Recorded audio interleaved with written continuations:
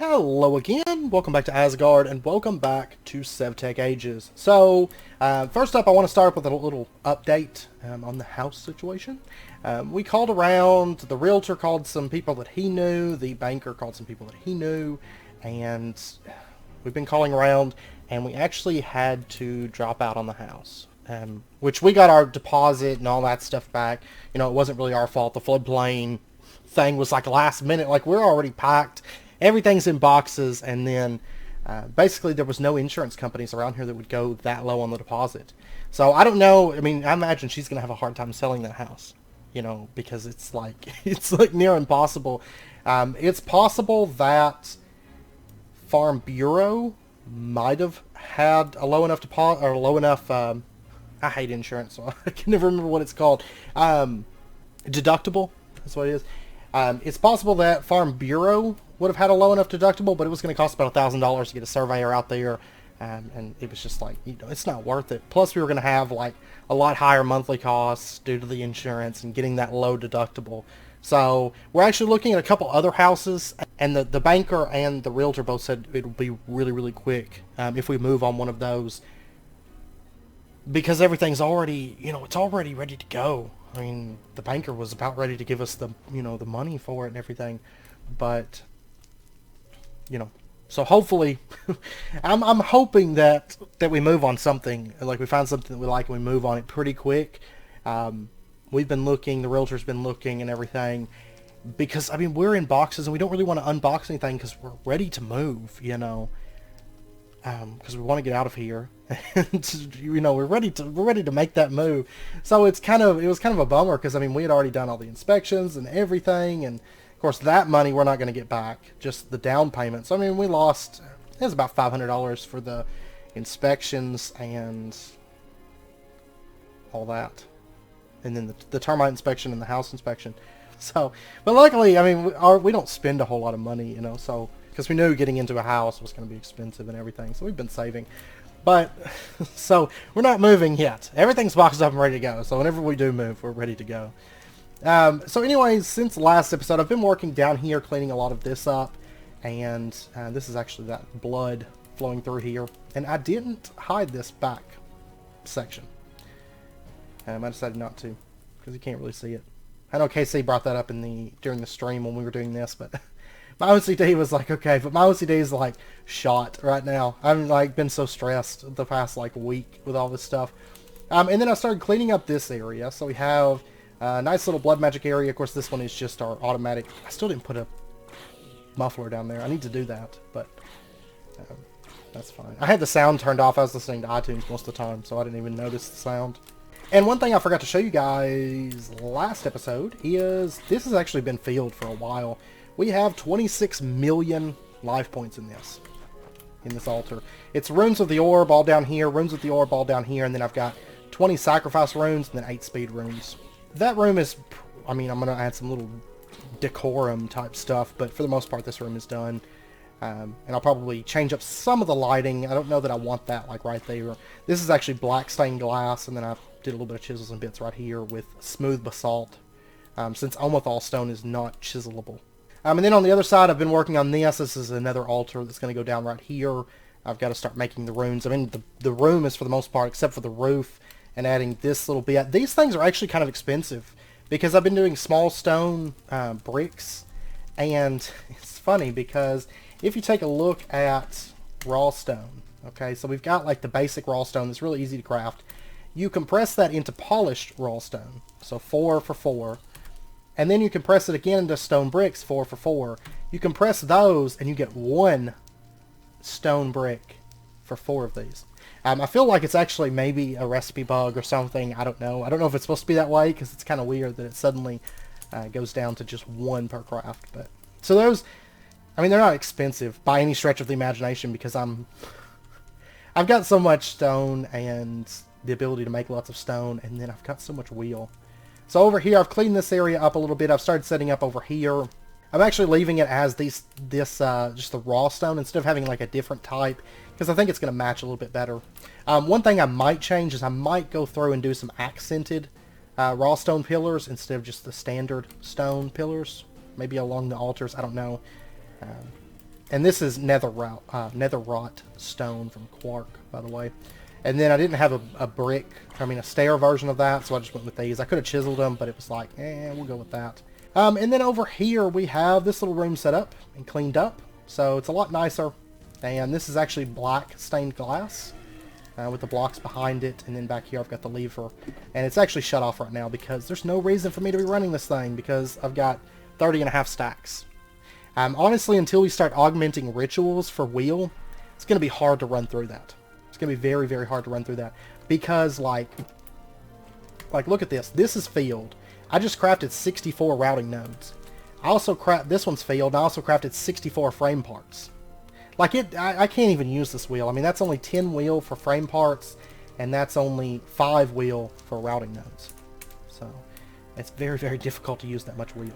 Like, it barely scratches it.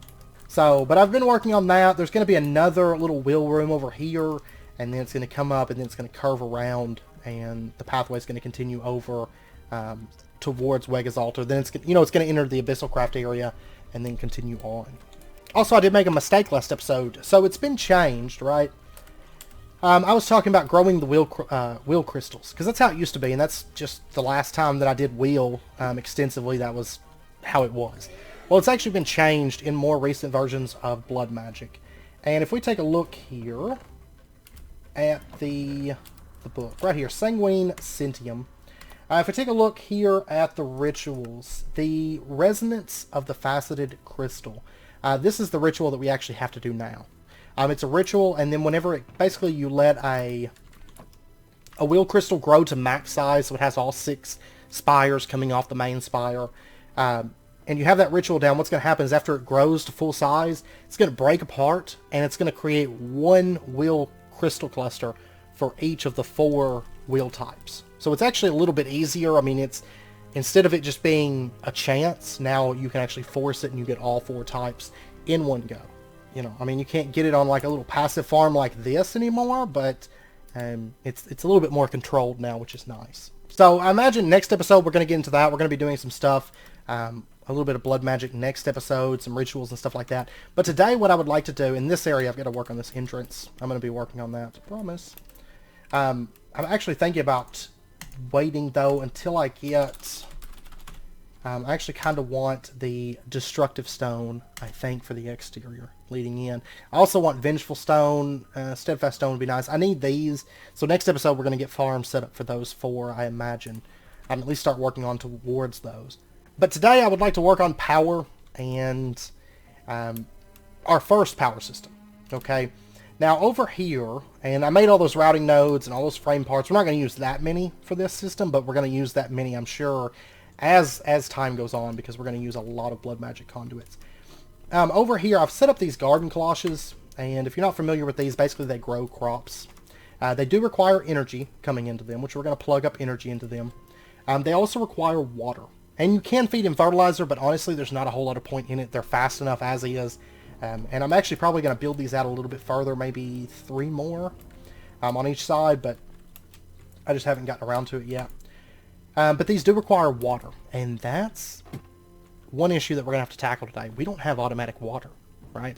And water is only, like, default water. You can't do, like, a 2x2 water source or a 3x1 water source and have it infinitely created. Now, we are near the ocean, so technically I could just build out a little tower in the ocean, because we are going to have some towers coming off the castle. I could build a little castle out, and we would have an infinite water source. But another problem that we run into is gathering that water. Okay, so what we're going to do, I've actually come up with a really... I'm going to say simple system. It's not terribly awful to do. And we're going to be setting this up. Now, what we're going to do is we're going to set down castle brick right there just to kind of build from. And I'm going to put down a dispenser right here. And we're actually going to be using a dispenser to gather up our water, because it can right-click a bucket and gather water. And then we're just going to do water bucket on this aqueduct. Because I could have swore whenever I was messing with aqueducts, you could not gather them with a bucket. Either I was crazy and you actually could, or it was changed in more recent versions to where now you can actually gather. If I click right there, I can gather water from that aqueduct. Whoops, don't want to do that. I can gather water from that aqueduct. So we're just going to have a small little aqueduct system if we need to expand on this for water, because we're actually going to need water for both the small power system and the large power system. So I may have to expand this. If I do, that's perfectly fine. It's easy to expand. Okay, so dispenser right there. And then I'm going to need nodes. I'm going to need quite a bit of nodes, actually. I'm actually going to go ahead and do... Let's see. Let's go ahead and do 2 master nodes. So imbued slate, block of iron, platinum. And then we're going to do inputs and outputs. So gold, iron, redstone, glowstone. And I might be out of glowstone, or close to it. Because those nodes that I made, those each require glowstone. So I spent a stack of glowstone on that. And I want to say that was just about all of my glowstone. Like, I don't think I have much of it. I have 58. That will be fine for now. So we'll grab that stuff, and what else do I need? Gold and iron, right? So I'll grab like a stack of gold. And once we get this power system set up, it's going to be a whole lot easier to run this arc furnace. Now this isn't going to be the arc furnace that we automate, as I know I've mentioned that before. Once we get... I may wait until we get the big power system, or I may go ahead and set up automation or start working in that room for the automation. I'm going to have to wait for this iron to get done. Oh, and by the way, we can double platinum now. We're going to get into that next episode. I do believe that is... we can do it through blood magic alchemy system. So we're going to have to make like cutting fluids or explosive powders and stuff like that. Also, long term, we are going to get into augmenting rituals, but not yet, I don't think. Okay, so here we go. 64 routing nodes, 64 frame parts.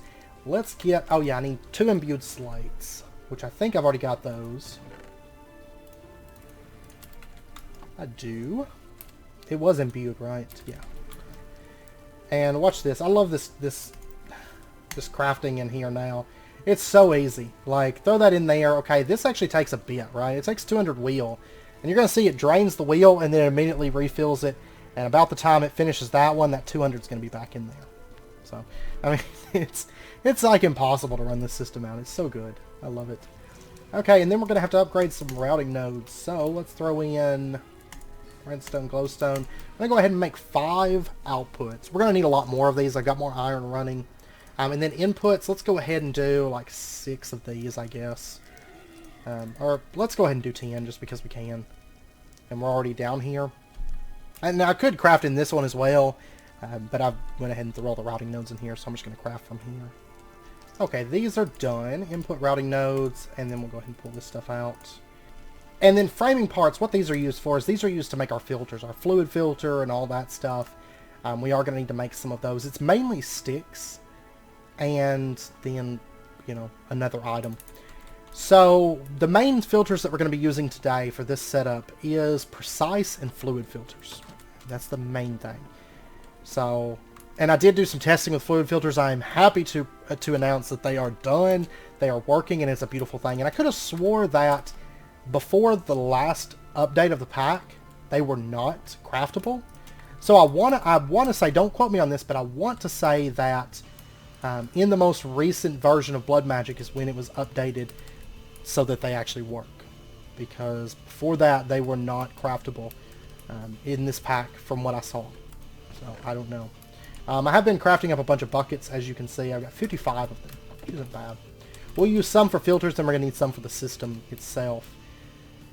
Okay, so I've got glass sticks, I got buckets. Alright, we're ready to go. I do believe that's going to be most everything that we're going to need. Most of the stuff I went ahead and prepped up. But I wanted to show you guys the wheel crafting because it's so easy now. So easy. Okay, so we got our dispenser set up right here. And then, oh, you know what? I need a block to build from. Cobblestone will be great. It will be great.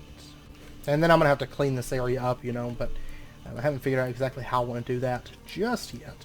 And later on, we're going to have easier ways to get water, but this system is going to work great for our purposes right now.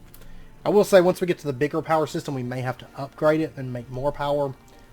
You actually only need 1 dispenser. I crafted 2 because I had a different design in mind.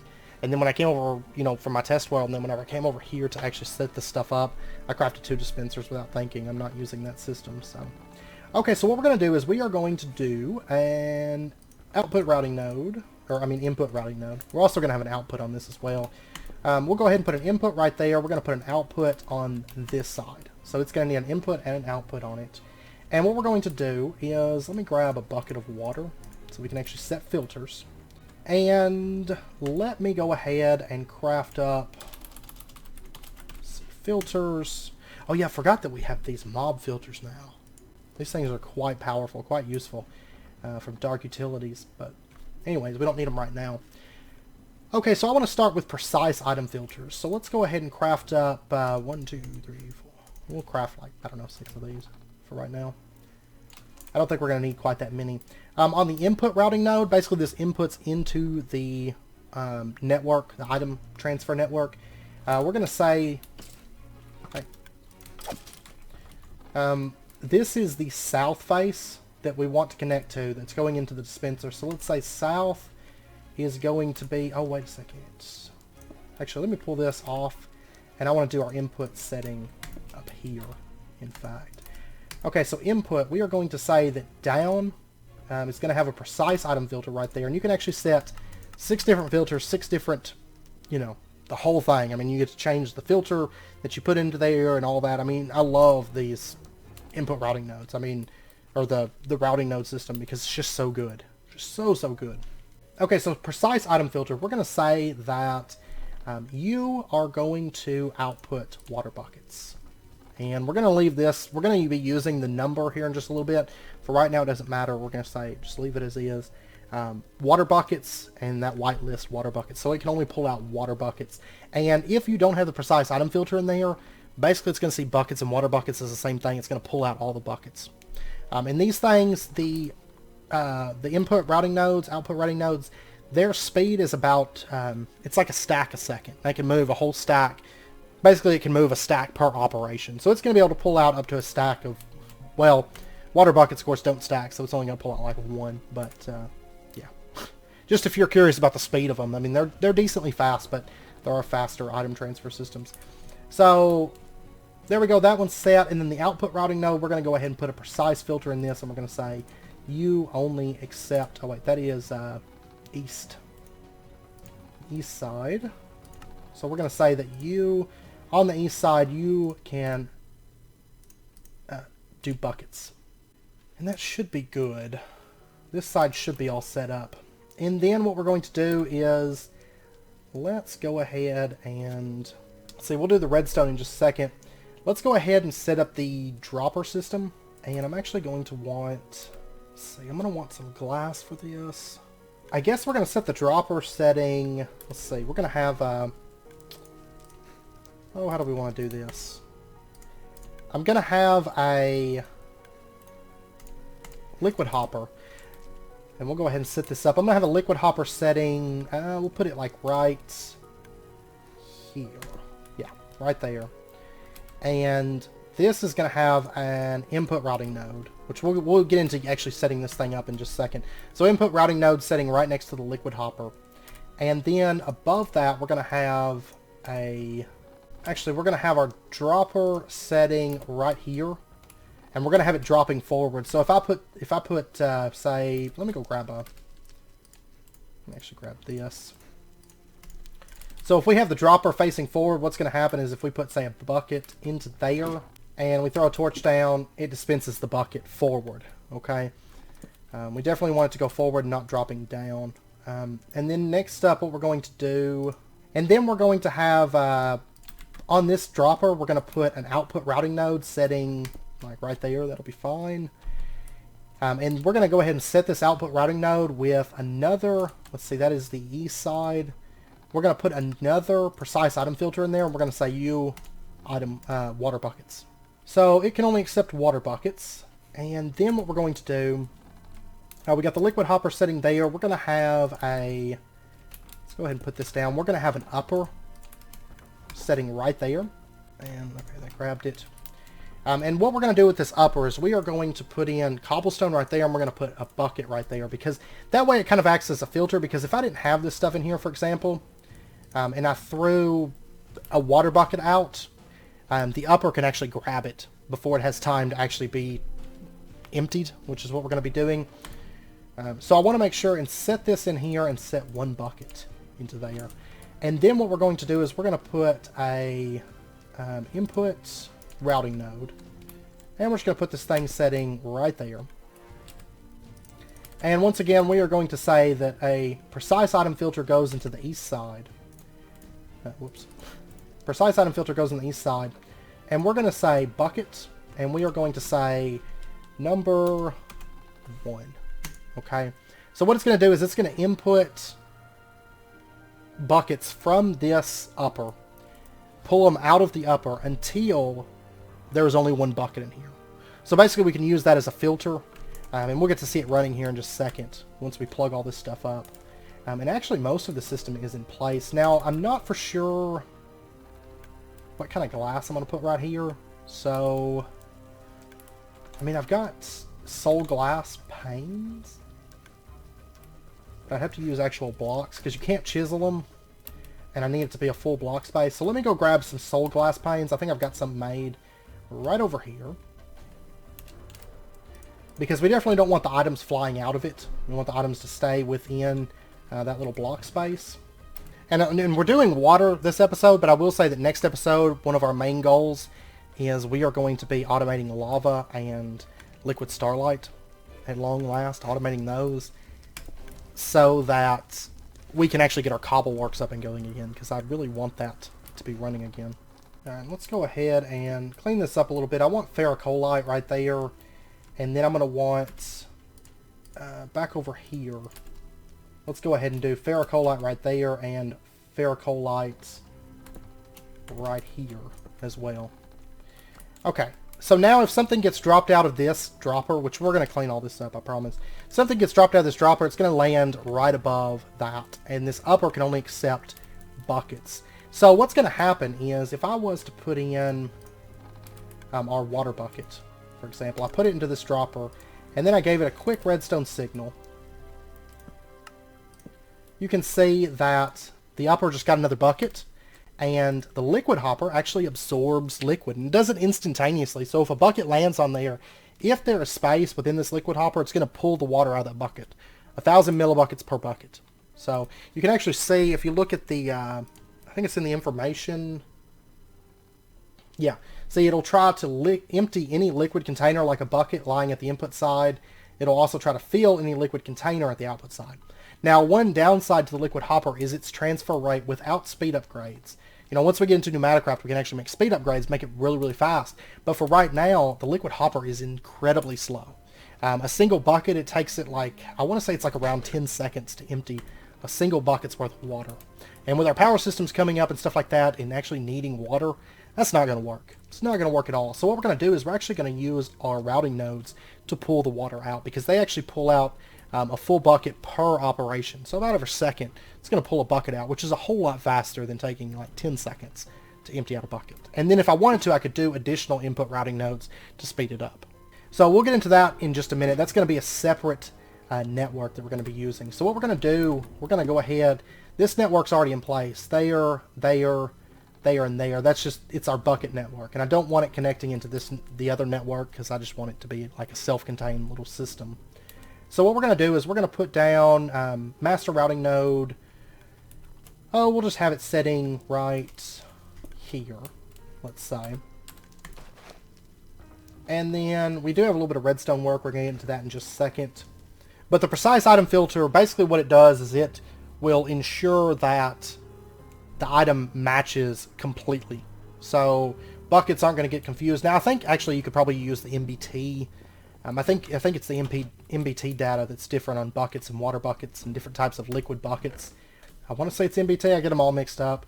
But there are other filters though. I mean, you could set it up without the precise filter, but I just like the precise filter. It's just simple and easy, and there you go.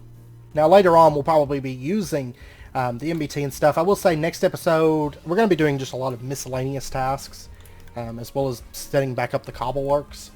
Which will be probably most of the episode. But next episode I would like to set up an input chest for our storage building, so we can come in, dump everything into a chest, and it gets sorted on its own. So it's gonna be fun. We're gonna, like I said, we're gonna be using these a lot. So alright, so let's go ahead and connect all of this up. And I'll just connect it all to the master routing node. Might as well.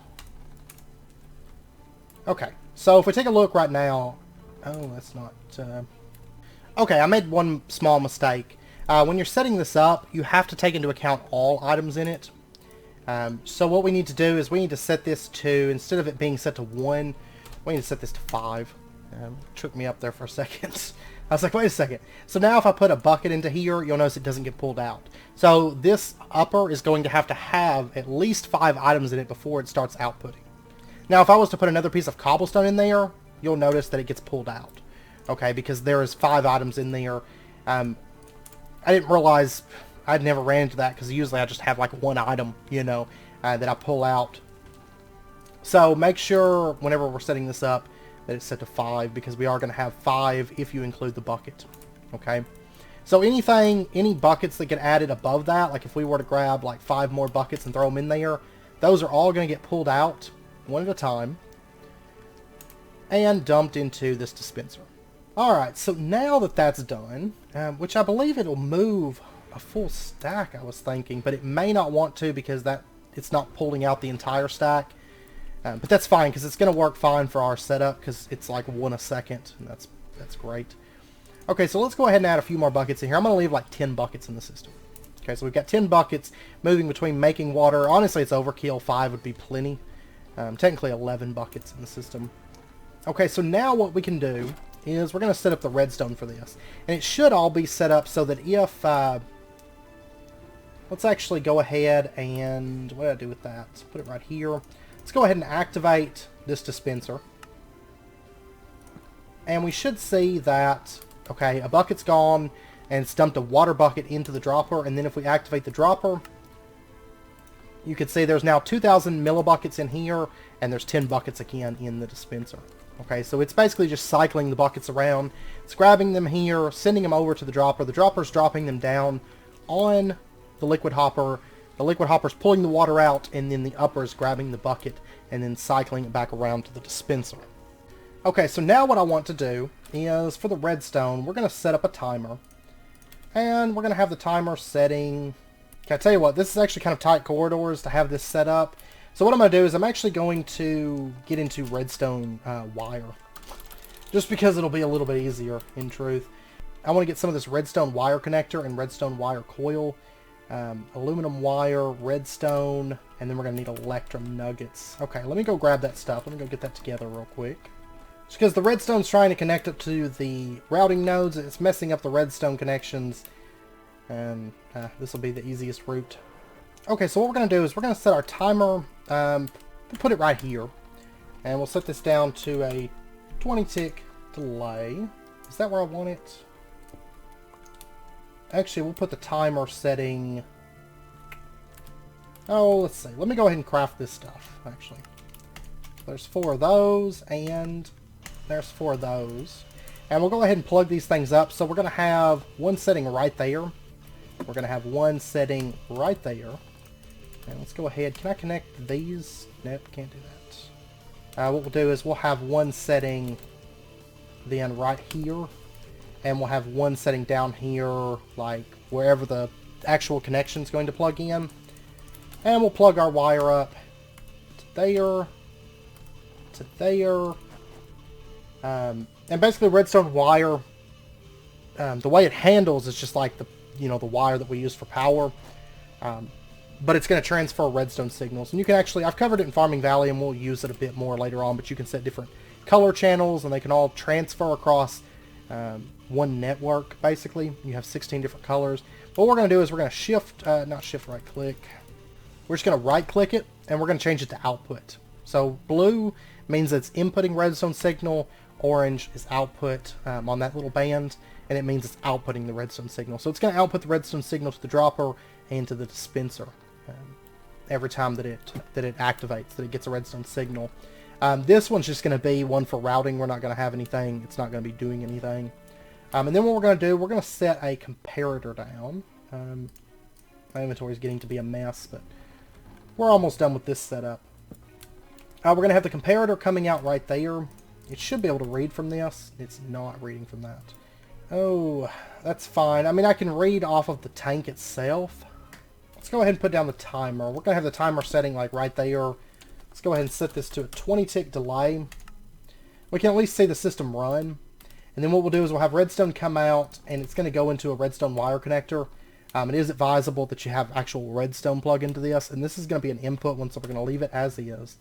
And we're just going to take our coil, connect that up, and we should be able to see that's building up right now.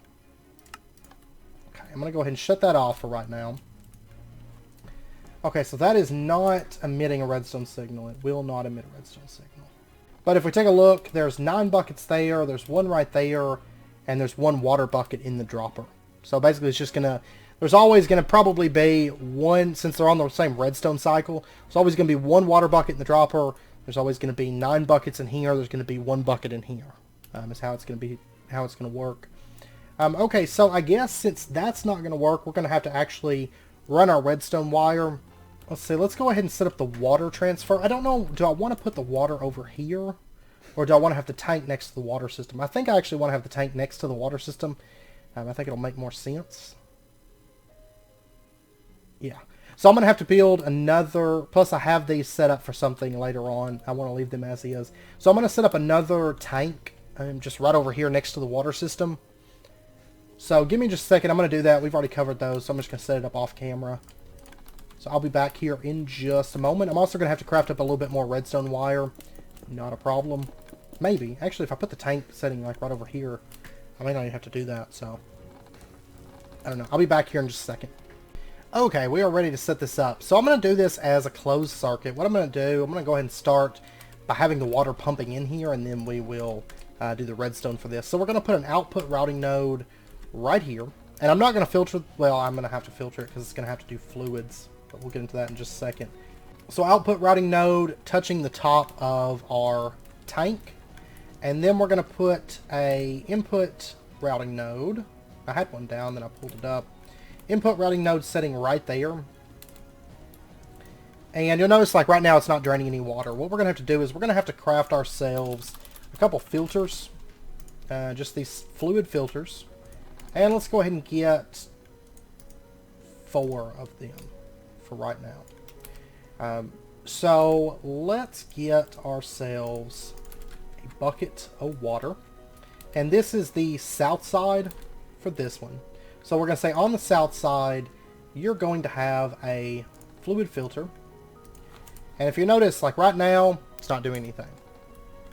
If we pop up here, and we say downside, fluid filter, and we take a look, still not doing anything, right? So what we're going to have to do is we're actually going to have to specify water. You're going to input water. And then right up here, we're going to say that you are going to output water. And you just put a water bucket in there. And then, oh, well, of course, it's not really doing anything because I don't have a master routing node. So that would also be the reason, I guess. But if I recall, you have to actually put the liquid into there. So put the master routing node down, and we're going to go ahead and connect this to that, and this to that. And now if we take a look, you can see that it is draining the water about a bucket every second. So it should be able to keep up with our system. We're about to find out here in just a moment. Okay, now let me pull this up for just a minute. And I'm going to pull up this lever real quick. And what we're going to do is we're going to put down a redstone wire connector setting right here. And we are going to read this tank with a comparator. We're going to see how full it is from a comparator reading. So let's go ahead, and basically if we read from any of these top 4 layers, and this is all detailed in the book on if you look at tanks. But if we read from one of these top 4 layers, it's going to tell us how full it is with a comparator. And it's based on which layer that you read it from. So this is going to be nothing to 1/4. This is going to be 1/4 to half. This is going to be half to 3/4. And this is going to be 3/4 to field, is what it reads from. Okay, so what we're going to do is we're going to put our comparator, we're going to go ahead and put it at the top. Because I want to read how full the top of this is. So what we'll do is we'll put the comparator setting... Oh, it's going to be kind of tricky because of space. Let's put the comparator coming out right here, actually. Alright, so the comparator is going to read out from the top section of this tank. And then we're going to bring the redstone out just a little bit, because I want it to be more than just baseline field. This is all going to be hidden, so it's not going to matter. That's going to be hidden. It'll be fine. Once I get back in this castle. I've been working on the blood magic area so much, right? And I've been quite enjoying it, in fact. So bring it out like that, and that should be enough. And then what we're going to do is we're going to put down our redstone wire connector setting right here. And then we're going to have another one setting right back here. Or one's already right there. And then we'll have one setting right up here. Should be good, I think. And we're going to go ahead and set this one to output. And then we're just going to plug this up to there. And plug that up to there. There we go. And that is input. Yes. Okay. And that should be good. So whenever this comparator emits a signal of... Oh, there's actually... That's connecting in. Okay. Because I don't want that redstone connecting, so we'll just connect it up like that. That'll be fine. Okay, so whenever this comparator gets a reading of more than 5, then it's going to emit a signal out through that and then down to here. That should be good. Everything should be fine. Okay, and that's going to shut off the timer and cause it to stop running, right? So then we'll just put the timer back down, and we're going to set this to 20 ticks for right now. We're going to see how well this does. And you can see it's pulling out the water. So we're getting a bucket about every second. That could be an issue. I may put another... Okay, it ended up catching up, see. It was just like a lag spike, I guess. And it seems to be keeping up nicely now. And let me go ahead and dump that bucket in there. Okay, yeah, see, it eventually will cause it to come down. So I think that should be good. And if we come over here and we take a look here, we've got 45,000 millibuckets that's already built up in this. So, I mean, this is going to fill up decently fast. And then once it fills up, it should shut off the redstone, and this system should stop. Because I don't want the dropper to just keep dropping. Because eventually what's going to happen is the hopper is going to get filled. The dropper, they're just going to pile up on the dropper. So we don't want that to happen. Oh, this threw a bucket down. You know what? This isn't stopping this timer. Whenever I emit a redstone signal. I'll tell you what I think I'm going to do. I'm actually going to put an upper right here so that it can pick up items if buckets get loose because it's going too fast. Because basically what's going to happen is if it's going too fast, it's going to dump the bucket and throw it on the ground. It's going to dispense it because there's no water there for it to right click. So I'm just going to make another upper real quick. Oh yeah, it's definitely not me. It's chunks being loaded because like I'm not doing anything. I don't have that system running right now, and just like it's like 3 TPS. So okay, well, good to know it's not us that's doing it. All right, so if we put like an upper setting right here, and then something was to happen and a bucket gets loose, it's going to get picked up by the upper, and it should... See, that's an input routing node. We're going to go ahead and say on the south side, we'll put a precise filter on there, and we're going to say buckets. Okay, so that's now working. So I'm going to go ahead and change this back over to, say, a 20 tick delay, so every second it'll do that. Since the TPS doesn't seem to be me. And then, honestly, once this gets built up to where it shuts off the comparator, or the comparator activates and shuts off the redstone, or turns on the redstone, it's only going to run whenever the amount in this drops. So we should be fine. Yeah, see, it'll go through spells, but whenever chunks start getting loaded, then it starts acting up. Alright, I'm going to let this thing fill up, and we're going to see if the comparator activates and it shuts it off properly, and all that good stuff. I mean, you can see it's about halfway filled at the moment. So we don't have too much longer. Okay, a couple small things. First up, the comparator only reads from the center block, not the side block. So I had to shift that over to the left. That's fine. You can see that now it's emitting a redstone signal down along to that wire connector. And then I did go ahead and reconnect this to only feed into the timer. because I don't want the timer, because if I have it run and just do a constant signal into this, the timer's still running. It's still more TPS lag on the server. So I got this to work. Basically, you have to put the connector back. The connector can't attach to the same redstone that connects into the timer for whatever reason. So you have to put 2 pieces of redstone between those instead of just 1. It does work a bit better this way. So the timer is not going to run and activate redstone and all that. But this tank is filled. I mean, it's completely filled, and the hopper's actually got some water in it as well. You can see that I went AFK for a second while it was running, and then I came back and I was like, whoa, it's filled. So that is done. So we have pretty much infinite water at this point. Now, like I said, if we need more water, I can always speed this up, you know, add basically another setup or something, but this should be fine for right now. And I think we've covered all the bases, so we shouldn't have any issues. Now let me check and see. Let me turn these chunk loaders on. I think this whole area should be chunk loaded, but it actually fits into this chunk. Perfect. Okay, so all of this area is chunk loaded. Awesome stuff. Okay, so now what I want to do is I need to chunk load that area over there. Oh, actually, this area is all chunk loaded too. Yeah, all of these chunks are chunk loaded as well. Okay, so we're good. Okay, so now what I want to do is I want to actually plug up this water line and have it actually sent over to our cloches, our garden cloches. So this is where we're going to use a lot of these output routing nodes. And what we're going to do, kill this guy. Oh, let me turn off my magnet. We're going to have, let's see, water goes into this slot, I think. And then power can come in the top or the side of this, if I recall correctly. Yeah. And then this is that's output. So let's go ahead and we're going to set up output routing nodes right here. I'm going to have to go make some more of these.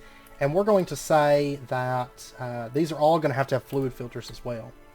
So let's go ahead and craft up more of these.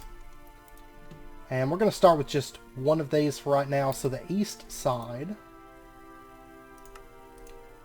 fluid filter, and then east side, fluid filter.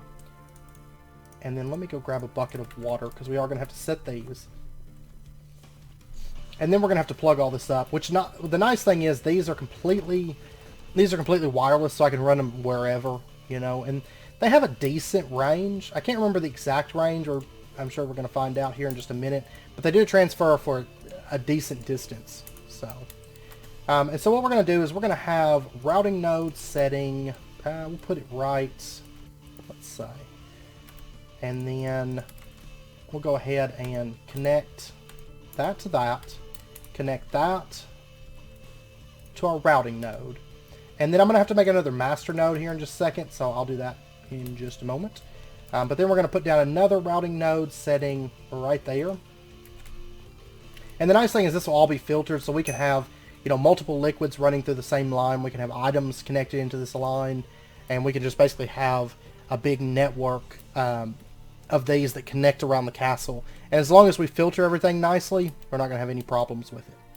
So fluid and items and all that can all transfer through the same lines. Let's see, can I actually run it out? Let's see if I can run it out to here. So routing node setting right there. Will this work? Yes, it will. See, they have a massive range, right? They have a massive range.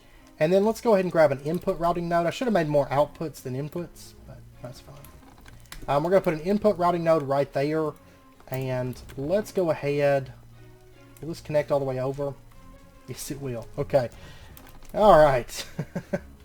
And once again, you can't see these if you don't have that out. So, and then right here, we're going to say that the west side of this is going to have a fluid filter and it's going to have water in it. Now, this isn't going to start transferring until we connect a master to this. So right now, it shouldn't be transferring any liquid. You could see it's not getting anything in its internal buffers there. So let's pop over here. We're going to need more. Oh, we're going to need more fluid filters, and then we need more output routing nodes. Okay, so I need to go get that iron that I was running. I'm going to need an iron block for the master. I'm going to need to make more buckets. Yeah, I'm going to have to get more iron running. Okay, I got our master routing node made. And so what we'll do, we'll just put this somewhere. It doesn't really matter where it goes. I'm actually going to put the master routing node setting. This will be like the heart of the castle. So we'll put it right here. And actually this system is probably going to transfer down, because I'm going to need to move lava down to like the smeltery and stuff like that. So it's also going to connect down there as well. The master routing node will just connect over here into this routing node. That'll be fine. Okay, so now if we go take a look, we should see water getting transferred over into our garden cloches. Look at that. 4,000 millibuckets, 4,000 millibuckets. And then if we do, and I mean that was quick, it filled it up very, very fast. Let's go ahead and do routing nodes right through here. And we're going to say, once again, this is the east face. Let's go ahead and put fluid filter, water bucket in each of these. I love these things because you really don't have to like hide your conduits all that much, because like they're already just like hidden. All you have is like these little connectors, and they kind of look really, really cool, I think. And then if we connect this to that and this to that, we should see here in a moment. I don't know, they're acting kind of buggy. Let me set the master back down. I'm going to try moving the master over here and actually routing through the master. And maybe this will do something. I don't know if it's just like trying to output too much. There we go. Okay, now it's filling them up. And hopefully it will consistently fill these, ideally. We're about to find out. Okay, so now that that's in place, the next thing I need to do is actually plug up power into these. I'm going to be using MV wire. And we're going to start with this side, and then I'll do the other side. So MV wire down through here. And then some MV wire. And let's go ahead and just connect this up. There we go. These should all have power now. If we take a look, well, no. Okay, maybe you can't connect these into the top anymore. I seem to remember being able to connect them into the top before, which actually that's going to cause a little bit of an issue with the way I have these set up. Okay, that's still not accepting power. How bizarre. They should connect power, or accept power from the top. Okay, now it's working all of a sudden. I don't know. I have no clue. This is all sorts of buggy today. It might just be a visual bug. I don't know. It's also possible the water was actually filled. That could have been a visual bug too. I don't know. This pack is rife with visual bugs, so I wouldn't put it past it. Well, these don't have power. That one has power. That one has power now. Okay, that one has power. Okay, maybe it just was trying to fill all of them. I don't know. Anyways, they've all got power. They've all got water now. Okay, so now what we're going to do, of course, what power we're going to be going with, if you hadn't already guessed, we're going to be going with biodiesel. And so if you take a look at biodiesel, it's made in the refinery with a combination of ethanol and plant oil. I know I've covered this stuff before. We are going to start with the plant oil. So we're going to have to run seeds through this, and what I want to do, industrial hemp actually produces the most at 120 millibuckets. And this stuff, if you take a look at the hemp that actually comes from it, this stuff right here, industrial hemp fiber, we can use this for pretty much the, you know, like the hemp cloth and all that. We can also use it to make the hemp rope, the tough fabric. So it's pretty much interchangeable with hemp, the hemp fibers, because like if you look at this, I mean, there are still some things that you can only use the hemp fibers for, mainly the bundles being the main thing. I think everything else you can just use industrial hemp for. So it'll cut out that processing that we have to do to get a hemp, which is going to be nice. And then in addition, the seeds that come from that will be used to make our biodiesel. So we won't have to worry with hemp anymore. You know, I hate farming that stuff up, and it's about time we get that automated. Now we are going to have to actually purchase this because you can't get the seeds naturally. So what we're going to do, I think is it 2 ingots? Yes, 2 ingots for that. So let's go ahead and go to our little market man. And I want to get industrial hemp seeds. 1 of those. And then we're just going to get a little bit of dirt. That should be fine. And let's head up there. And we're going to get the first of our cloches running. Now I'm only going to purchase 1 seed because we can get all of our excess seeds for free. As soon as we have 1 of these, we're pretty much set. So what we'll do is we'll go ahead and put a piece of dirt into the bottom of this. And it's going to set the soil type. You'll notice these have like treated wood at the base. This one has dirt. And then we're just going to put our industrial hemp into there and it's going to start farming. So we give this just a minute. They aren't quite as fast as they were like in Craft of the Titans, but they're still decently fast. So it's going to start farming our industrial hemp for us. And we've already gotten 2 more seeds. So let's go ahead and spread this out a little bit. And over here, spread that out. And you can see it's consuming water, and it's also consuming power and stuff, but that's fine. We've got that stuff automated now. And it looks like it's keeping up with water no problem. So that shouldn't be an issue, but we'll see. And there we go. All of our garden cloches are now running. And they're producing industrial hemp and seeds. And if I find that I need to expand these out, I mean, I may just expand them out for the sake of expanding them out. We shall see. Okay, now we need to actually handle the items that are coming out of this. Part of me wants to do conveyors. Part of me wants to do item conduits for blood magic. I'm probably going to do conveyors, though. I think so. So let me go make a drawer real quick. I'm going to make a 2x1 drawer that's going to hold our industrial hemp and our seeds. And I also want to go ahead and make like a void upgrade, I do believe. Okay, I actually spent about an hour messing with this because it stopped sending out fluids. It would send them out and then it would stop, and I don't know, it was acting all kinds of crazy. So what I did was I actually reduced this to only having 2 output routing nodes. There's one right there, there's one right there, and both of them have their fluid filters set to down. So they're pumping directly into the fluid pipe that's right there. Then I have a routing node sitting right there. It connects over to our master node and then over to the input for the tank. And this seems to be working perfectly. I haven't had any issues with it. So basically it just feeds down to the fluid pipes and then keeps these filled up. So this one over here, this side, I did end up putting potatoes in there. I went ahead and just added those in. It's the same setup. Dirt, potato, makes potatoes. Because I was messing with the water. This side, I couldn't, with the first setup, I couldn't get water to come over to this side at all. So, but these things actually use a very minute amount of power. They also consume a very minute amount of water. I mean, these make about a stack of potatoes for 250 millibuckets of water. So it really doesn't take very much. We just need to make sure that we do have a constant supply coming in. Okay, so let's go ahead. I've got a bunch of this stuff in here because I was testing. Let's go ahead and set up the drawers for this. And I actually changed my mind. We're going to set the drawers up. Let's see, I've actually got 3 drawers because these don't make poison potatoes. So it is going to be somewhat lopsided, but I'll figure out something else to put over here. Or I may put like cloches down the middle and have something else being farmed just for the sake of it. I don't know. But I'm gonna do single drawers.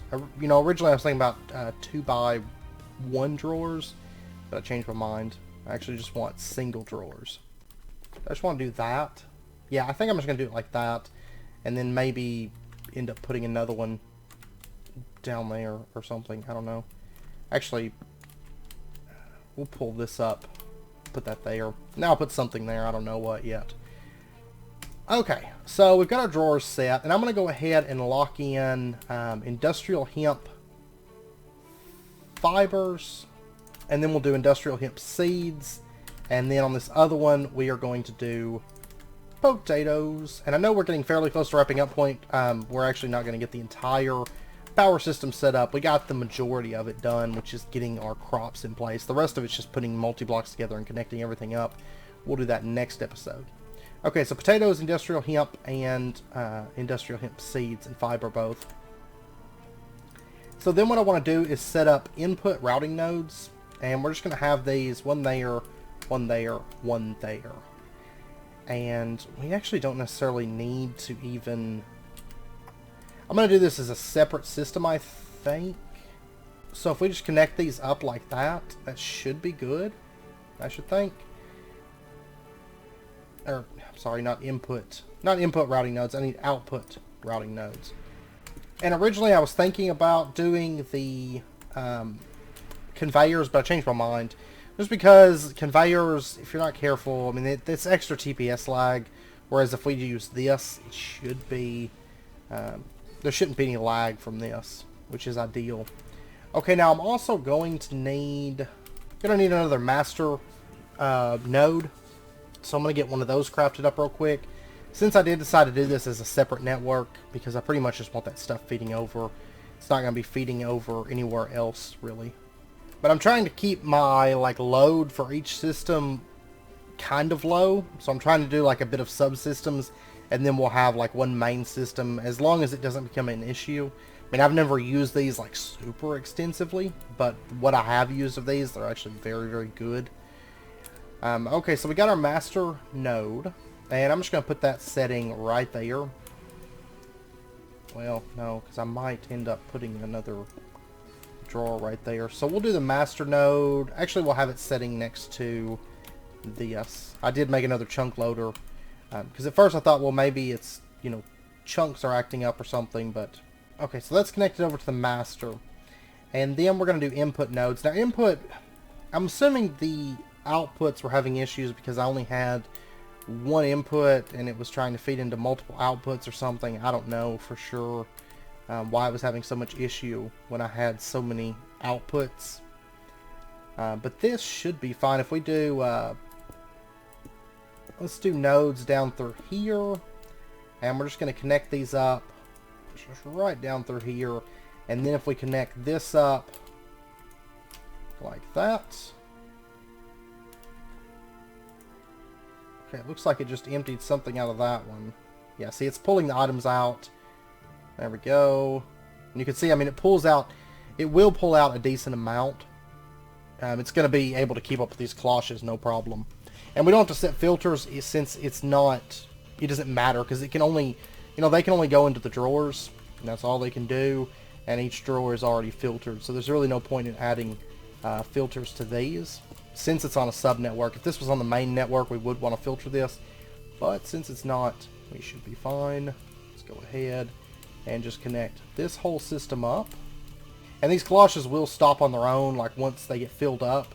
So if this system does back up, because I am going to need to add, I'm going to add void upgrades to the industrial hemp fibers, and then have the seeds. Yeah, look at that. 17 stacks, 10 stacks, 10 stacks. And I mean, they're building up at a decent rate. Of course, now it should have everything pretty much pulled out of there. Yeah, it cleared these out quick. So it's going to be a little bit slower, but I mean, this thing's chunk loaded. It's going to run all the time. Honestly, by next episode, these are all going to be filled. They're definitely going to be filled. I'm going to have to put a void upgrade on that. Probably going to put a couple storage upgrades and then do void upgrades. And then next episode, we'll get into actually using these things. So it's going to have another network that connects potatoes and industrial hemp over to squeezers and fermenters and start making the fluids, and then we'll transfer those. I'm probably going to use fluid pipes for this part, because basically it's going to transfer over and it's going to go into storage. Like, this is going to be 2 squeezers, this is going to be like 2 fermenters, and they're both going to go into tanks, and then those will pump into Thayer and then pump over. So I'm probably going to use pipes there instead of the fluid transfer. The fluid transfer still seems a little bit wonky to some degree. I mean, I had to really fight with it, but what I have now seems to be working perfectly fine. So it seems to be keeping water in these and doing a very, very good job of it. Now, I will say that whenever I first plugged up the fluid pipes, it was only transferring like 20 millibuckets every second. And that was with just one pipe feeding into one cloche. But then all of a sudden it kicked in and it filled them all up within like, you know, a couple seconds. So it was just like pop, pop, pop, pop, and got them all filled up. So I don't know. But this system does seem to be working very, very well. And now we have automated cloches in age 3. Fully automated. We can just leave them going. and I'm pretty happy with it. I'm pretty happy with it. So next episode, we'll get the other half of our power system set up. I went ahead and just made some steak because I've got all that meat and I need to use it. Now I'm going to have tons of potatoes too. So I might, one thing I am thinking about doing is switching over, no, it's baked potatoes. You can actually cut these down to French fries with a knife. And then the French fries you can make fish and chips, which is a really good food. Probably the best, well, not as good as some foods, but it's one of the better foods for age 3. So I'm thinking about switching over to that. I think you get the paper cones back, but I'm not 100% sure. If you don't, then we might not do that because, yeah, we have all this stuff we have to go through. I'll have to look and see if you get the paper cones back for the fish and chips, but we may be changing over food here soon. So anyways, we'll be using more cloches as we go forward, you know, to farm other things, but then we'll also use some Steve's carts and some other things to do some farming, so... but this, like I said, I may end up expanding this out, maybe another 2 or 3 cloches, just to speed up the processing if we find that we need it. But right now I have 6 of each, and that seems to be a lot of output, but we'll see how it goes. Because honestly, this power system is gonna emit a lot of power, and then, like I said, we're gonna do a larger system soon after this one. So we have 2 power systems for age 3. Anyways, I hope you guys enjoyed the episode. If you guys have any questions or anything, do let me know. We did cover the majority of the way that the routing system works this episode, covering a lot of, you know, the filters and stuff like that. We got water automated, and we also got our cloches automated for our power system. So, and this whole system over here seems to be working perfect. It hasn't had any issues. Setting at 44,8250 at the moment, and still power 5. Yeah, it's going to be a little while before this thing has to run. I mean, it doesn't use water over there much at all. It goes really, really far, so... Like I said, you get about a stack of output for 250 millibuckets, roughly. Somewhere around in there. So, shouldn't have any problems keeping up. The only concern I have with the water keeping up is once we hit steam. It might become an issue, but... I think there's an easier way in the next stage to get water, so we may cut down on that system, but we'll see. I know we get all the pumps and stuff like that in the next stage, but anyways, I hope you guys enjoyed it. If you got any questions, leave them down in the comments, and I'll do my best to get those answered for you. And if you guys enjoyed the episode, be sure and hit that like button, and go ahead and subscribe if you're not already, to stay updated with when new videos come out, and I hope to see you guys next time. So until then, as always, do take care, stay safe, and I'll see you guys then.